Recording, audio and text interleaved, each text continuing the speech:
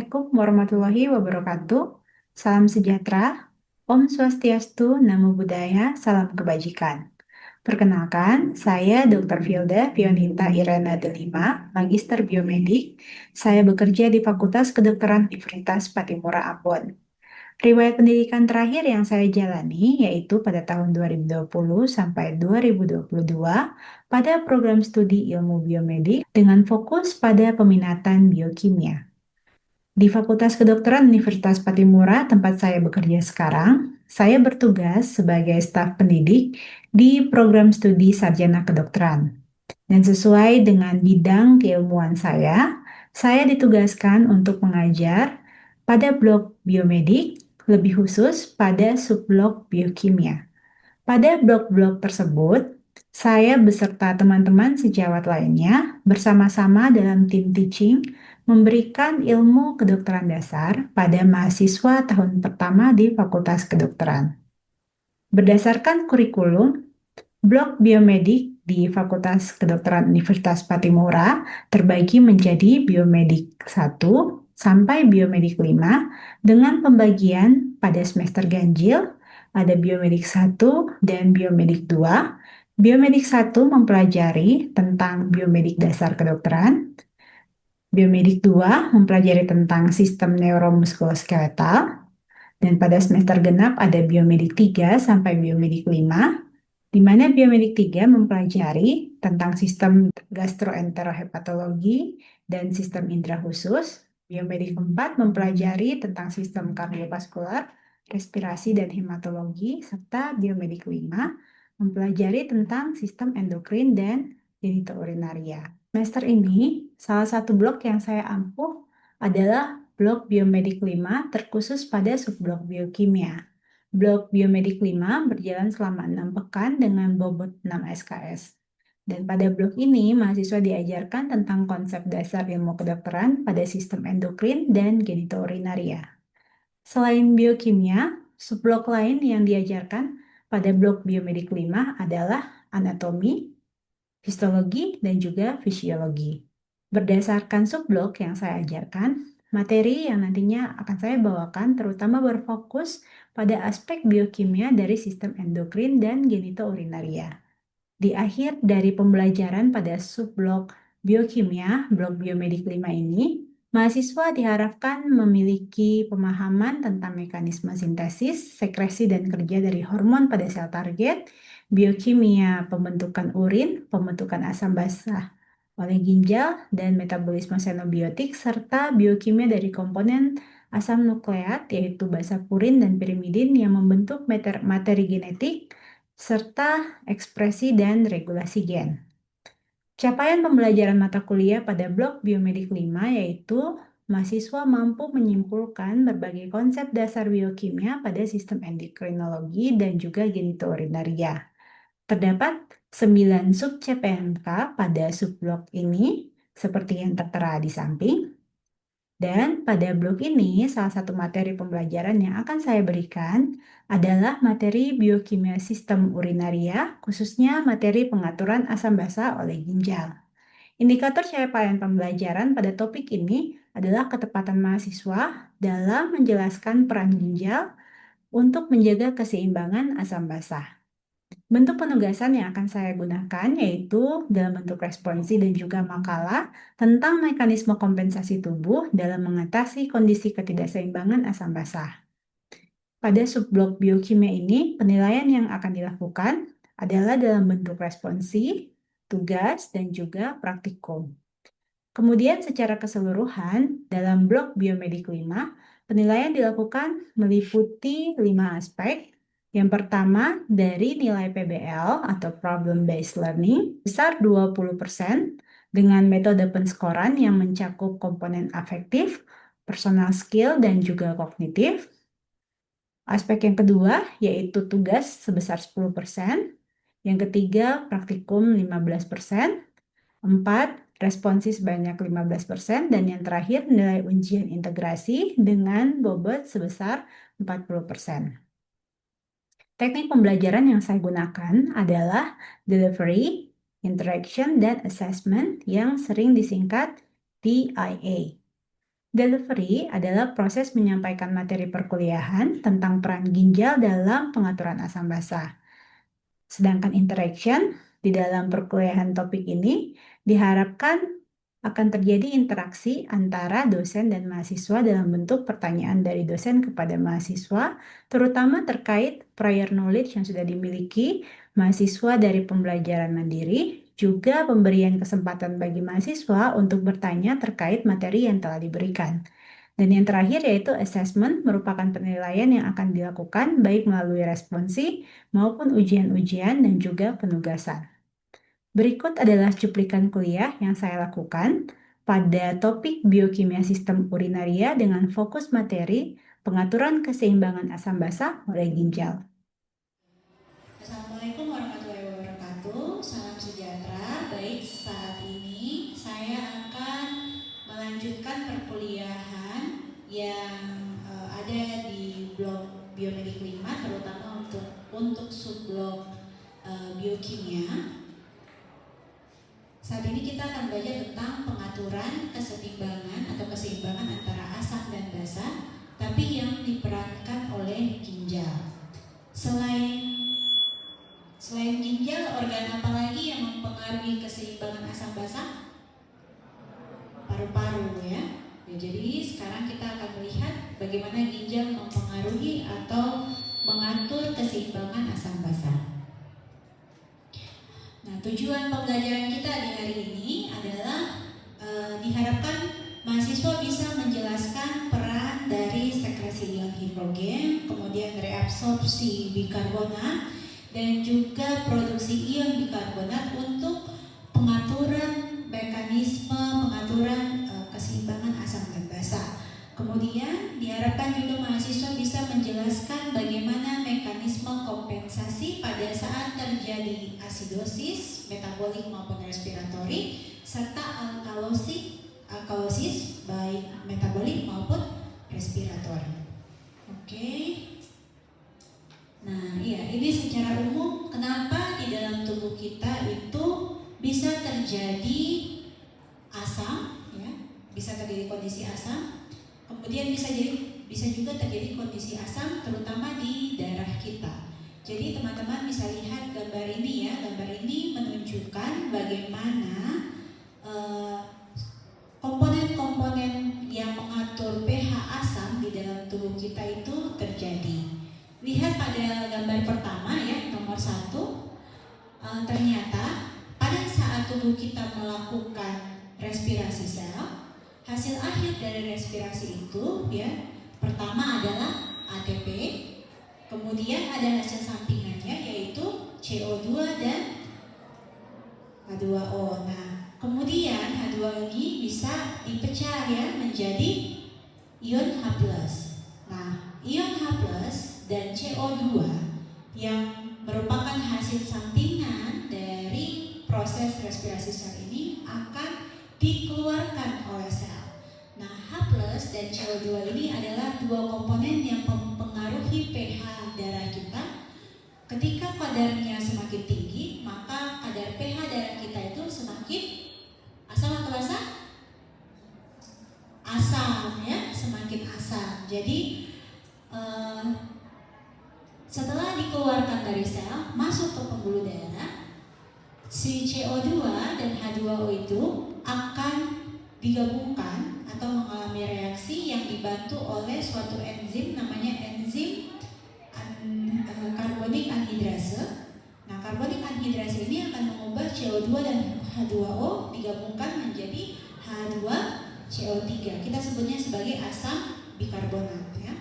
Nah, kemudian asam bikarbonat ini lalu secara reaksi selanjutnya akan diubah menjadi H+ dan ion bikarbonat. Jadi menjadi H+ dan HCO3. Oke, lanjut ya. Nah, H+ itu akan berikatan dengan HCO3 ya. Lalu akan masuk ke dalam peredaran darah kita, bagian yang ketiga ya. Nah, ketika masuk di ginjal ginjal akan membaca, ginjal bisa memiliki kemampuan untuk mengetahui kira-kira pH darah kita ini sekarang bagaimana, asam atau basa. Ketika terjadi kelebihan H+, kalau kelebihan H+ itu berarti kondisi asam atau basa? Asam ya. Nah, ketika terjadi kelebihan H+, maka H+-nya akan disekresikan oleh ginjal. Sedangkan komponen HCO3 yang merupakan komponen yang mendukung kondisi basah di dalam darah kita itu akan dipertahankan. Jadi HCO3-nya akan tetap masuk ke dalam pembuluh darah kita ya.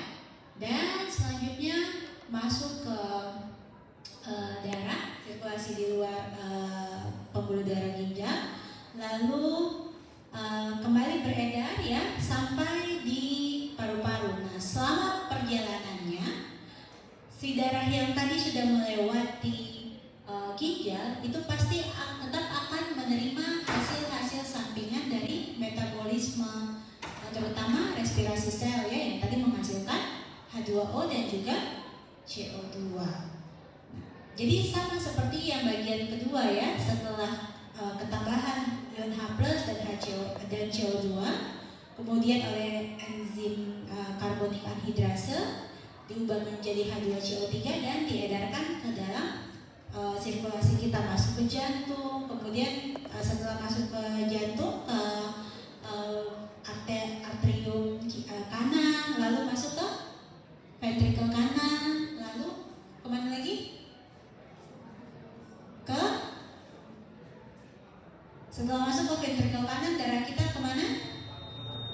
Ke paru-paru melalui arteri. Oke, setelah itu di paru-paru ya, di paru kita H2CO3 itu akan dipecahkan oleh enzim yang sama ya, enzim karbonik anhidrase menjadi CO2 dan H2O. Lalu CO2-nya akan keluar melalui proses ekspiran asam basa di dalam tubuh kita. Mekanisme ketiga adalah produksi dari ion bikarbonat. Nah, produksi ion bikarbonat tadi sudah dilihat di slide sebelumnya, bisa terjadi akibat adanya penggabungan antara CO2 dan juga H2O. Mekanisme yang lain adalah pembentukan dari buffer fosfat. Nah, pembentukan dari buffer fosfat ini terjadi juga di tubulus, di bagian tubulus, dia bisa di bagian tubulus proksimal maupun distal ya. Nah, sama di awal harus ada CO2 dan H2O yang akan digabungkan oleh enzim karbonik anhidrase menjadi H2CO3 dan kemudian H2CO3-nya ini dipecah, ion hidrogennya akan keluar melalui tubulus ke bagian lumen, dan ion H+ ini atau ion hidrogen ini akan ditangkap oleh buffer fosfat ya, akan ditangkap oleh buffer fosfat dan akan dikeluarkan melalui urin ya. Dengan demikian HCO3 akan terbentuk ya, dan HCO3 ini akan dikeluarkan menuju ke pembuluh darah ya. Mekanisme transportnya ya sama juga seperti yang tadi saya jelaskan. Selanjutnya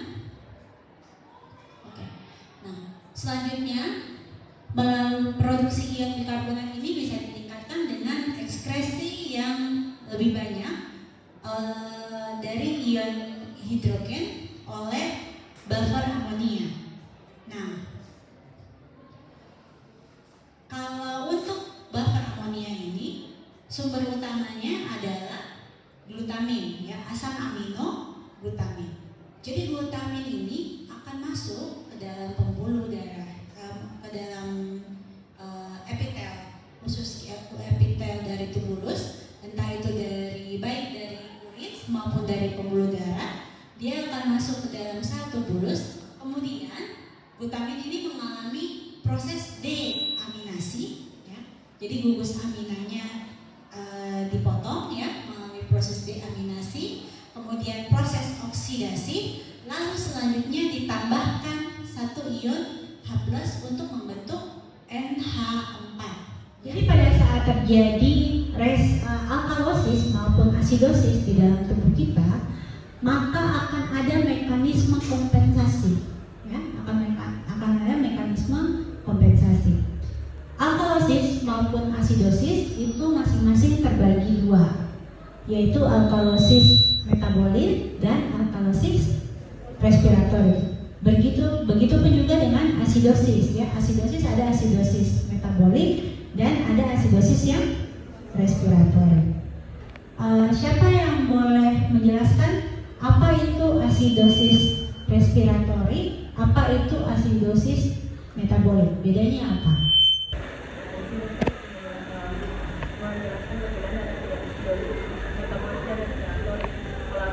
Metabolik itu karena gangguan terjadi pada ginjal, sedangkan asidosis respiratorik seperti namanya tadi gangguannya pada respiratorik. Jawabannya sudah benar, terima kasih. Jangan lupa kita harus menjelaskan dulu definisinya. Asidosis itu adalah kondisi di mana pH darah kita menjadi lebih rendah, ya, jadi lebih asam, sehingga terjadi proses patologis yang kalau misalkan dia respiratorik, berarti proses patologisnya diakibatkan oleh kerusakan sistem pernafasan atau sistem respirasi, dan kalau metabolik berarti diakibatkan oleh sistem terutama di ginjal kita, ya. Begitu juga dengan alkalosis, sama ya. Alkalosis berarti adalah kondisi di mana pH darah kita menjadi lebih basah, jadi pH-nya lebih tinggi dari 7,3 dan disebabkan oleh gagalnya respirasi atau kerusakan di bagian respirasi untuk alkalosis respiratorik. Kalau yang metabolik berarti kegagalannya atau kerusakannya ada di ginjal. Oke. Nah, ini adalah mekanisme kompensasinya. Kita lihat satu-satu, ya.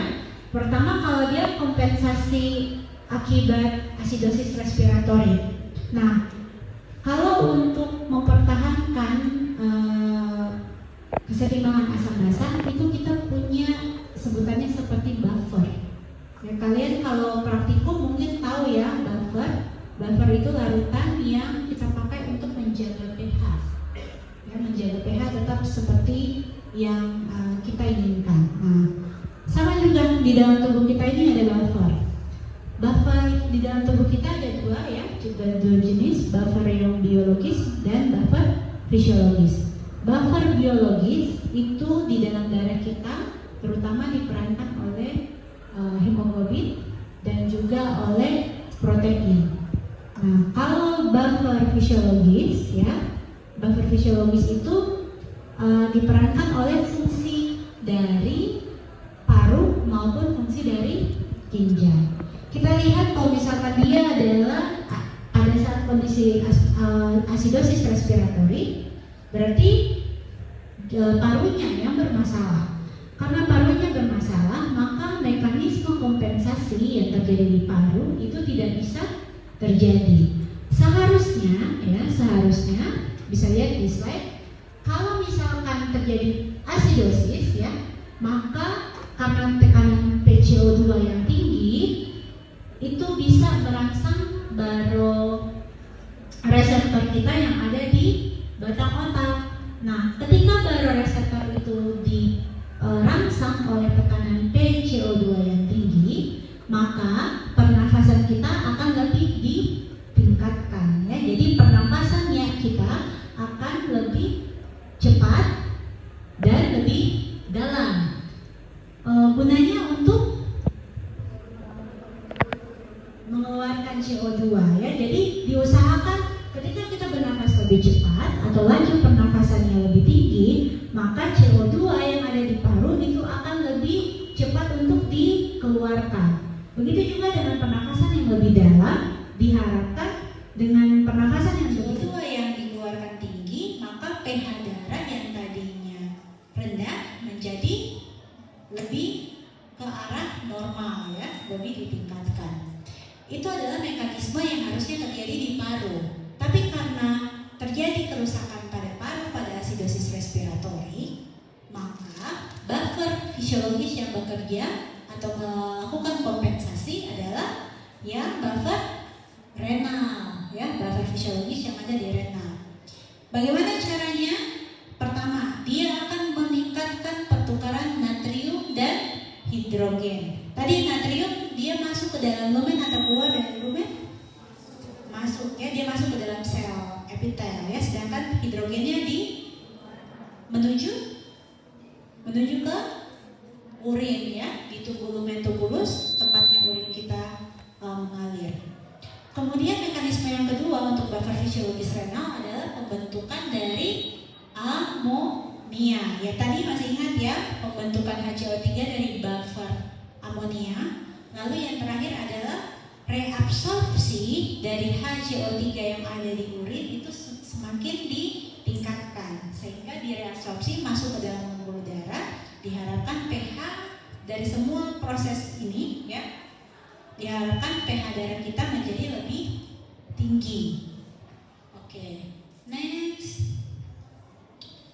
Nah, bagaimana kalau terjadi basah, ya, alkalosis, terjadi proses alkalosis, tapi yang kerusakannya terjadi di respiratorik juga, di paru dan juga di sistem pernafasan kita.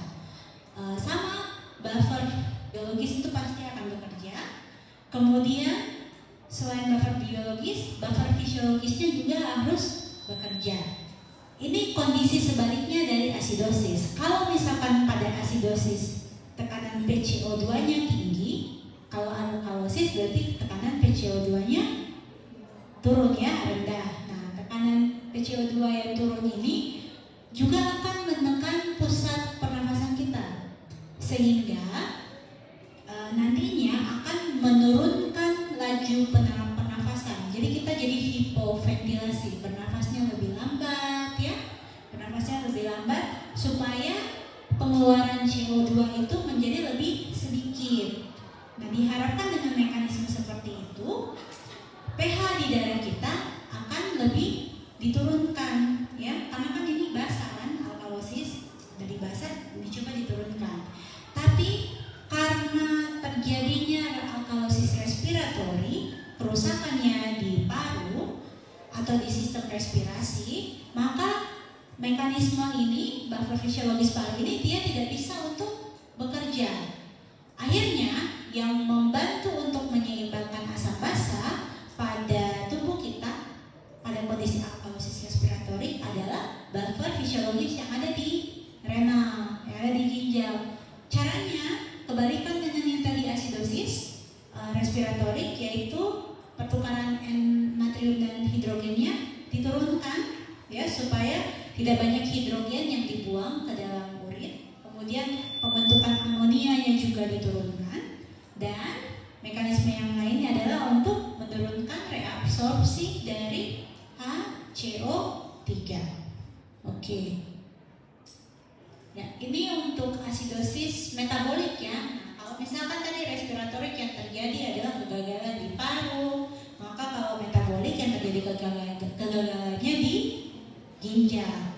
Kompensasinya adalah kompensasi di paru, ya. Jadi berkebalikan. Kalau asidosisnya metabolik, berarti kompensasinya respiratori. Tapi kalau terjadi asidosisnya di respiratori, yang menjadi kompensasinya adalah yang di metabolik, ya. Boleh diingat, ya, teman-teman. Oke. Nah, ini kalau pada asidosis metabolik berarti fungsi ini tidak bisa dilakukan. Nah, yang nanti akan melakukan kompensasi adalah yang buffer fisiologisnya. Ini buffer fisiologis yang di paru. Kalau asidosis berarti nanti kita asidosis yang metabolik, ya, berarti nanti akan terjadi respirasi yang lebih cepat, ya, ventilasinya menjadi lebih tinggi atau hiperventilasi. Dan yang terakhir untuk alkalosis metabolik, ini sebaliknya dari yang asidosis metabolik tadi, terjadi hipoventilasi, dan untuk buffer fisiologis renal ini tidak terbentuk, ya, karena kerusakannya di renal. Oke. Sampai di sini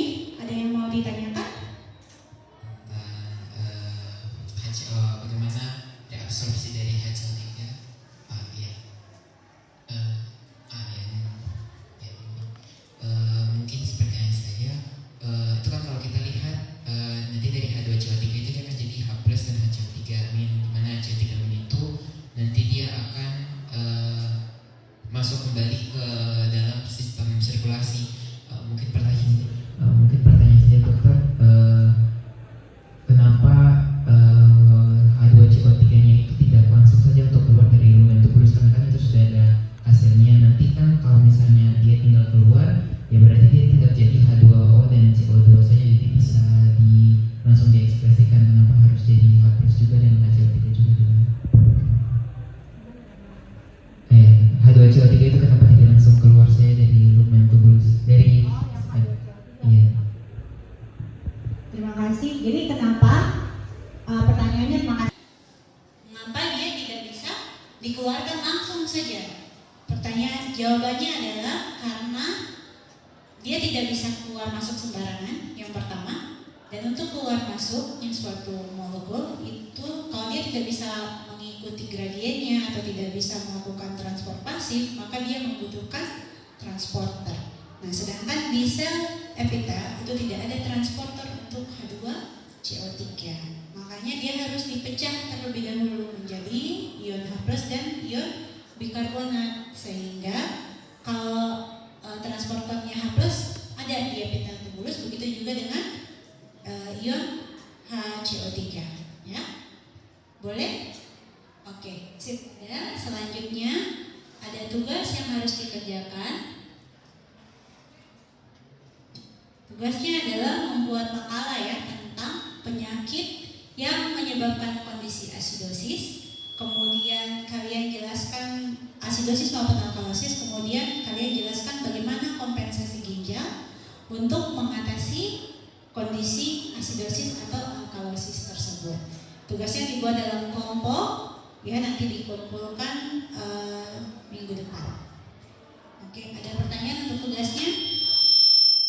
Tidak ada. Terima kasih untuk hari ini.